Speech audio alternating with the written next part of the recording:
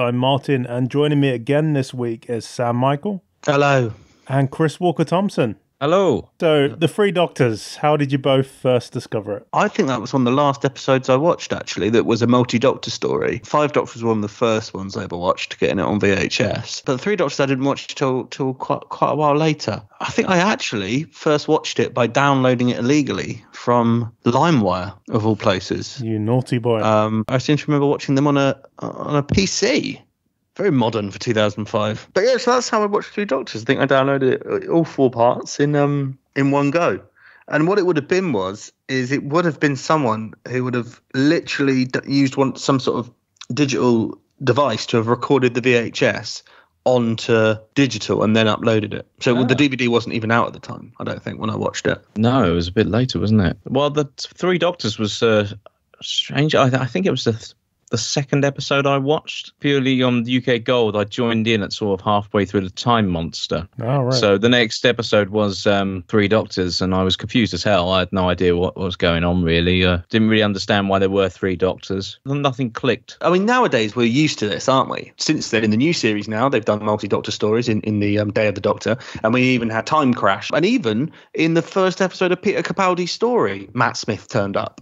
And it wasn't jarring because it's been done so much now. We wouldn't be surprised now if to push ratings, they'd go and whack David Tennant in an episode, or they'd just pick up Matt Smith and put him in and have them bump into each other.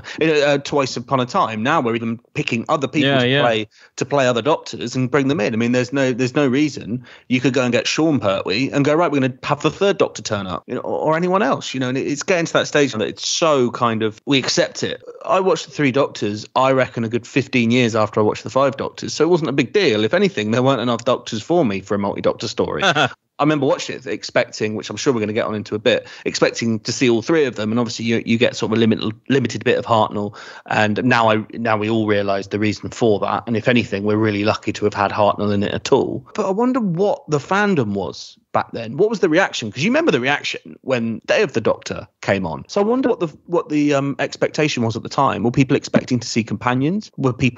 Did some people, I wonder, considering the show had been on for 10 years, did they think this could have been a jump the shark moment or a stupid idea? This idea was shot down a few times before by Terrence Dicks, as he confirmed. It was always one of those sort of those fan things that they said in. All the fans kept going on about it, and we thought that was a bit ridiculous. And then they did it. They decided, do you know what, 10th year, go on. Wasn't Pertwee initially against it as well? He was a bit sort of cautious about it because he didn't want to be upstaged. They're very territorial, performers, of that age and so on. They're the reason why they have such things as first billing, don't they? Yeah. It's because they just, he says, well, this is my show. This is the spotlight's on me. I don't want my shot taken over by someone else. A lot of the Doctors did that, didn't they? I think a lot of them, especially, it was that very old school way of doing television or films, is that you'd have your lead man, you'd have your leading lady, you'd have your supporting cast, you'd have your villain. It was a very sort of formatted way. And I think John Pertwee was a very traditionalist in entertainment and television. So I can imagine he would have been a little bit put off. We know the infamous story of how he kicked off when the Master got a bigger picture in the Radio Times than him. And he got into the corner, and you sort of think, well, imagine being told suddenly that you are the lead, you are Doctor Who, but now you're going to have another Doctor Who come in, and they're not going to be your support, and they are going to kind of just from nowhere be dropped back in as the lead character. Patrick Troughton was a bit sort of easygoing about things, so he wasn't too fussed. From what accounts I've read and whatnot, it seemed he did actually enjoy the time on there. But yeah, John Pertwee had a very much, I suppose it was his show. It was he took great care of it, from what I've researched and heard. So he really sort of wanted to protect that, and he thought, actually, what works, and he's a quite particular man. He's line learning. He has to be very precise. So he's got his everything running smoothly. He is the showman, the showman, and also everyone's mate. Because strangely, I mean, television. Well, I wouldn't say strangely. Actually, I was going to say it's not as common these days, but it kind of is. Is that in 10 years, a lot changes in production and values and things like that. I remember, I think David Tennant said that looks like more money it goes into Doctor Who now than it did when he was on it. Yeah. He was surprised at how things are being run now compared to when he was doing it, and so on and so. And John, I mean, there was only a space of what 4 years since Pat left. But they've moved to colour. They do a lot more now. But yeah, John took it quite. I don't want to paint him as an arsehole because he wasn't. But he wasn't in any way. There's that actor sort of threatened thing. It's like any actor probably will pick up a script and go, "Well, why have they got more lines than me?" You know, that sort of thing. And it's not necessarily a vain thing. It's just how actors of a certain generation do. And I wonder then there's various stories kind of which I'm sure again we'll cover further down to do with Patrick and John and how they the dynamic of them and how it worked and how actually that relationship of the second and the third Doctor got taken all the way up to the five Doctors. But from the sense of the fans, I kind of wonder what the feeling was there. What was amazing about that show is that TV shows don't tend to be on for that long. But this Doctor Who was. And it was on for most of the year until John Pertwee era, in which they cut down significantly. Yeah, because he was doing his DJ sets in Ibiza. I think it was Derek Sherwin. I think he insisted on it as well, because he said the schedule was stretching the whole cast too thin. Probably was, yeah. Yeah. It's a really hard one to base without actually being there or hearing from them, but I reckon there must have been some excitement. The BBC certainly made a big deal of it. Yeah. I imagine. So it must have been good. I mean, that Radio Times cover is iconic. The one of all three of them, and it's quite nice.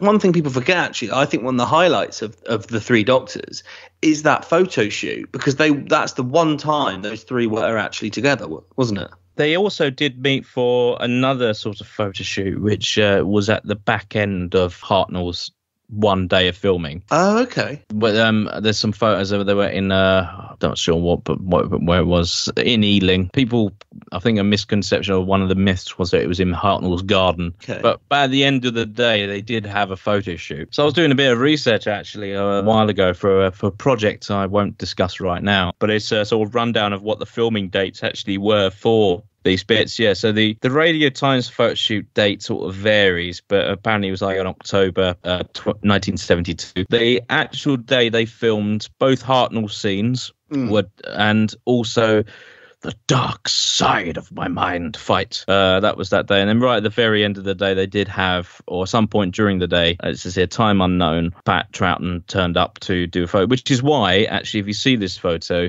he looks different. He has a sort of a haircut and his sideburns trimmed. That's what he has in the episode, but for this photo is without it. So he sort of just turned up from a previous gig or something. Yeah, I've seen that picture. I've just Google imaged it and I can see it. Yeah, it does look like just got back from holiday as well. Yeah, and that's the one with all of them just standing there in the garden, isn't it? Or the garden-esque. All of the filming took place at that Limeworks, blah blah blah blah. And then obviously they did the studio stuff, which so the Three Doctors kind of marks the moment when the Brigadier started to become a little bit dim. I was watching it the other day when the series 10 box set came out on the Blu-ray, and I was watching it, and I've always loved this about the Brigadier, is that the fact that he has seen the most unbelievable things.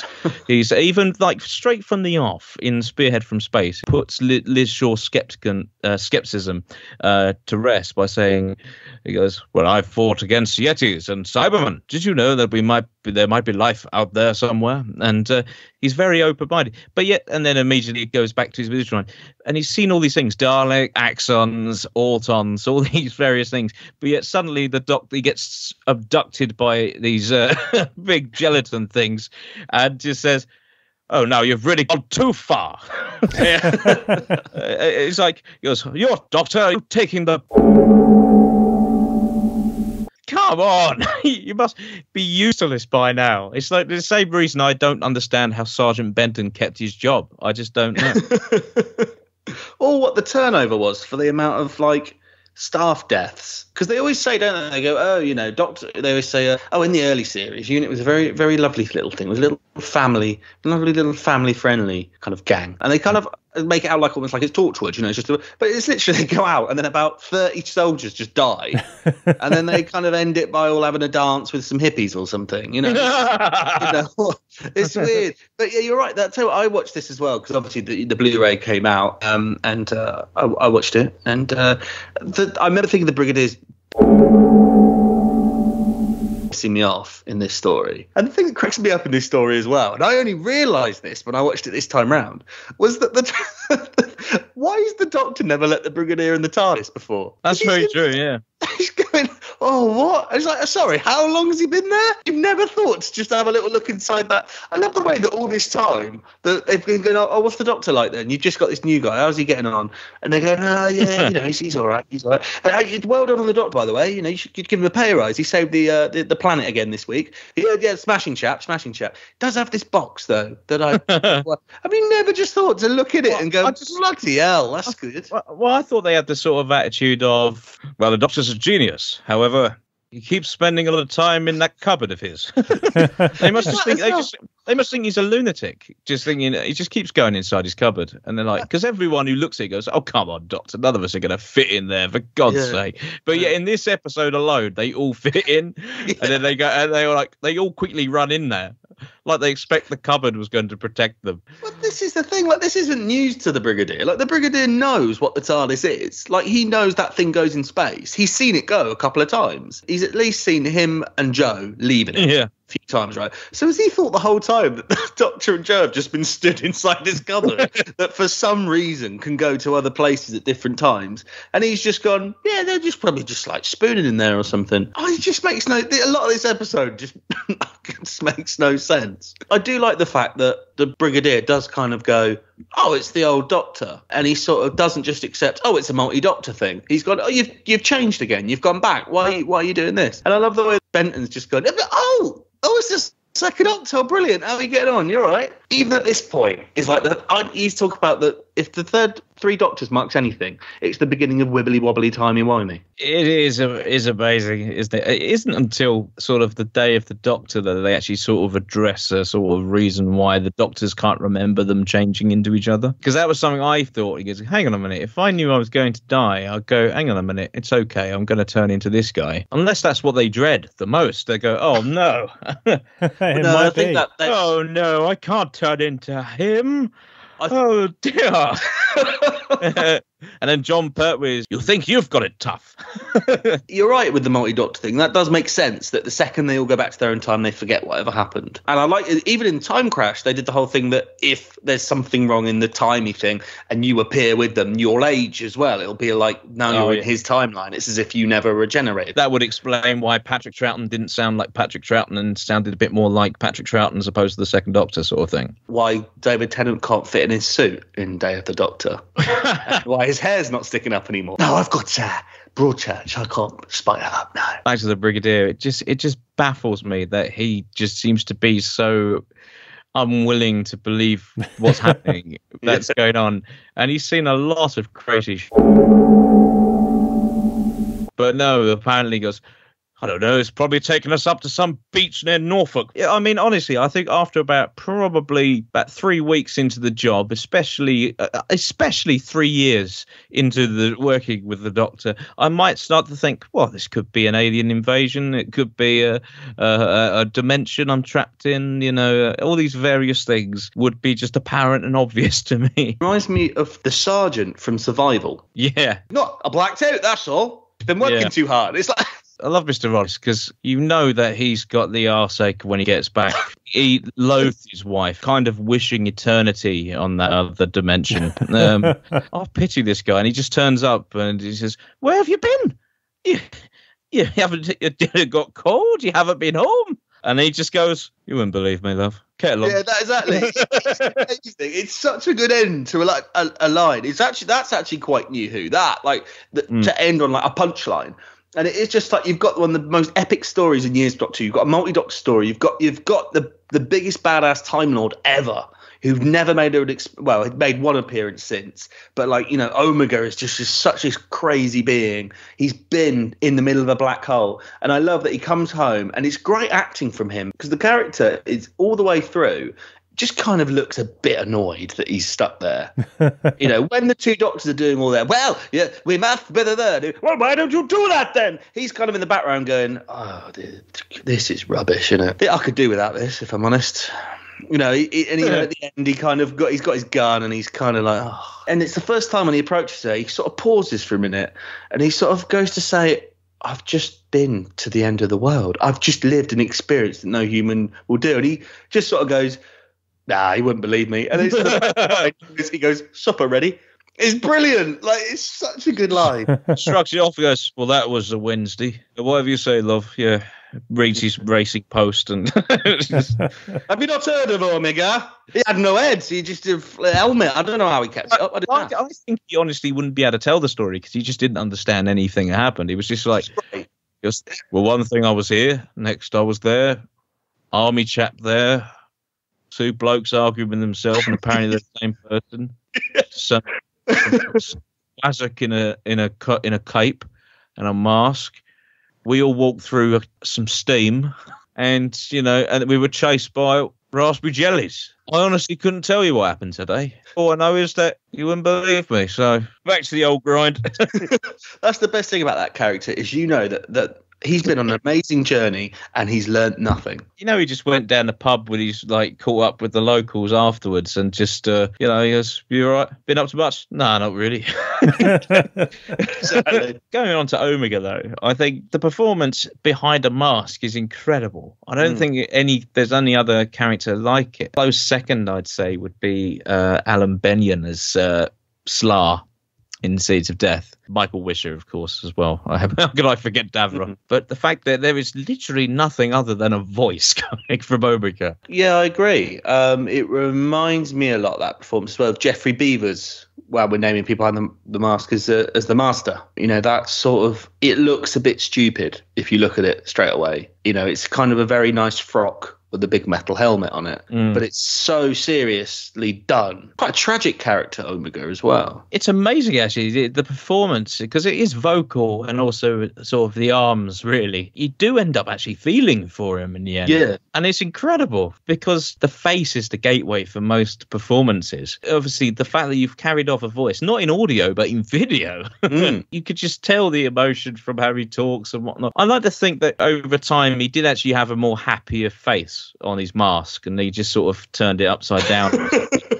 Unless he just sat there miserably and goes, "My will." He has got different masks with different expressions. I think he should have swapped them throughout. So when he was angry, it was just, "You death." 1 minute. Put that one on. Hang on, how's he doesn't realise that he hasn't got a body? He's had a mirror there the whole time. That's true. I've never understood that. He takes off the helmet and he's like, there's nothing left of you. And he goes,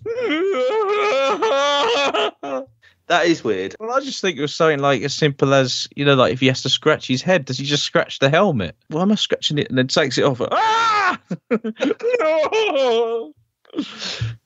He bet he felt great. Like, there's no pains, no kind of cracking the neck. Never sneezed, maybe. No, never just... Yeah, it's weird that he didn't realise that. Unless he was just invisible. Unless to him it felt like being invisible. Yeah. That must have been it. If they'd got under his helmet, if they put their hand through it, they might have hit something. Or he would have felt it, maybe. It would have been like being a ghost, maybe. That's it. So two things to add there as well. When he fights Pertwee and he turns into sort of an evil... I don't know what he turns into. And has a fight with Pertwee.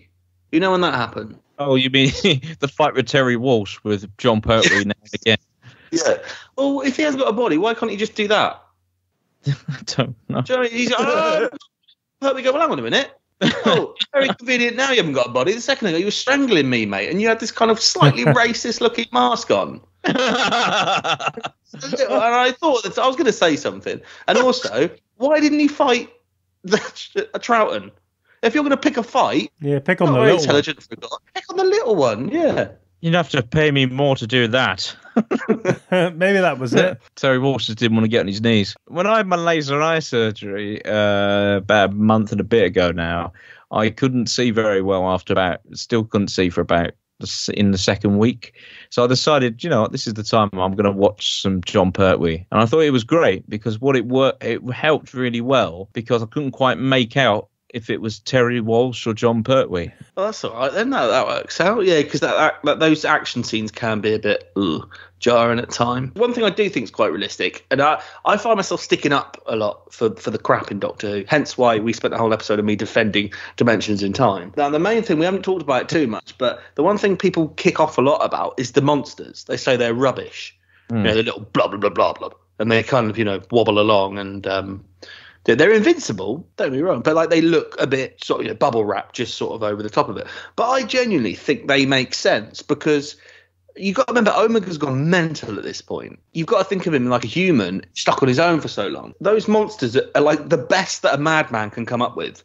He's a blob with a claw and they're invincible. Like that actually is what a mad person's thing would look like. If he was sane, it would look like a Cyberman. But I love the point that like he's so gone in the head that physical form or human forms almost like just left his memory. I actually think it's a really clever idea to have them. I mean, if anything, those monsters are the equivalent of somebody stuck in a cell for life who's gone mad, getting their hand and throwing it against the wall.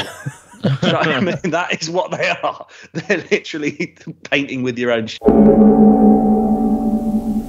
like they are like, I've got to create a monster. This is what my mad mind has come up with. I think that's quite clever. It also looks like the blob itself, doesn't it? The time bridge. I don't know. Maybe they looked at that and said, what effects can we do? Well, we can do this. I don't know. I actually don't mind those things.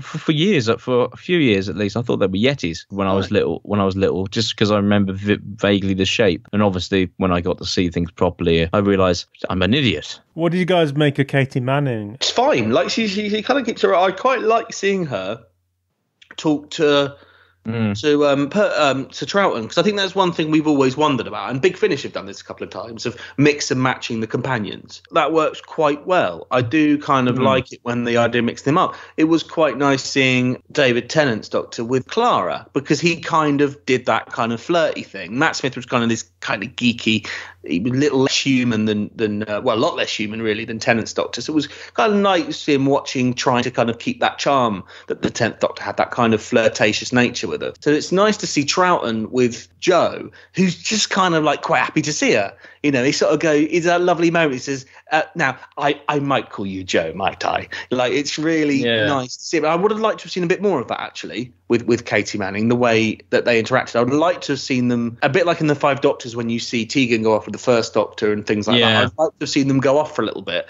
to have a bit of time to see how she would have coped. Because had he not regenerated, he would have gone to unit as the Second Doctor. And had Jo come along, would they have got on? What would the dynamic have been like? I would say, that Third Doctor does boss Jo around a little bit. Come along, Jo.